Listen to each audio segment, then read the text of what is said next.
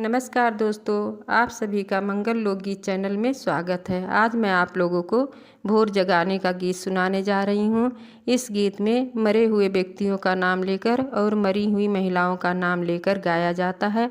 आप लोग गीत सुनिए और अच्छा लगे तो शेयर कीजिए, और चैनल पर नए हैं तो मेरे चैनल मंगल लोकगीत को सब्सक्राइब एवं वीडियो को लाइक कीजिए।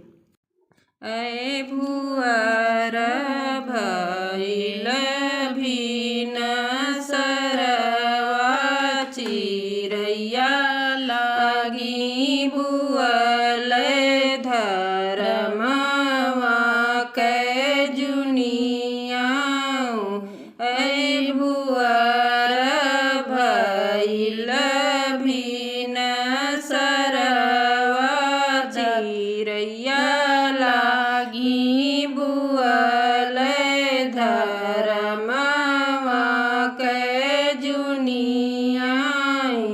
अब जाई जगाओ कवने रामा चलाई दुहनिया के। ऐ जाई जगाओ कवने रामा चलाई दुहनिया के। अब जाई जगाओ कवने बाबा चौरो कवन बाबा चलही दुहनिया के। अब जाई जगाओ कवन बाबा औरो कवन बाबा चलही दुहनिया के। अब नहीं मोरे धियानु नागाभिनी सब मोरे वो सारे। अब नहीं मोरे धियानु नागाभिनी सब मोरे वो सारी। अब दूधवा तो आवत है बहंगिया तो दहिया के नारी बह।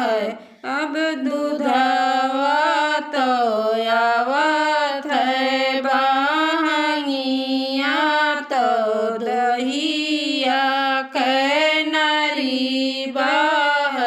अब से दहिया चुमाही दुलहे रामा दुलहिन देई सुहागिनी।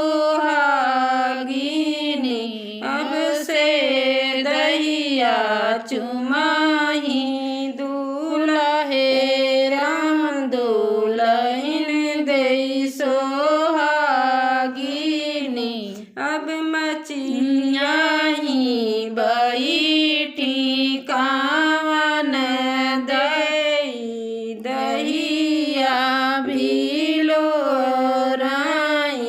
अब मचियाही बैठी कावन दादी औरो कावन दादी दहिया भिलो राई।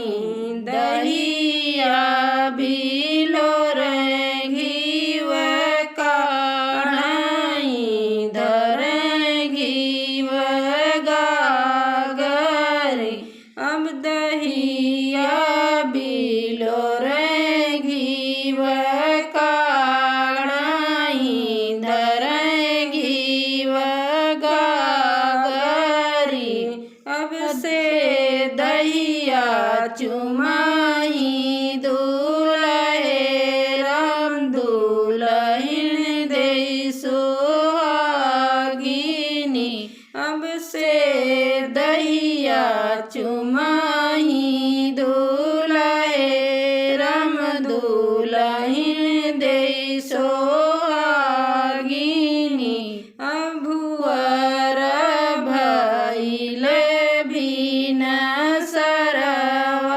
चिरैया लागी बुअल धरमवा कै जुनिया अबुअर भय है बिना सरवा चिरैया लागी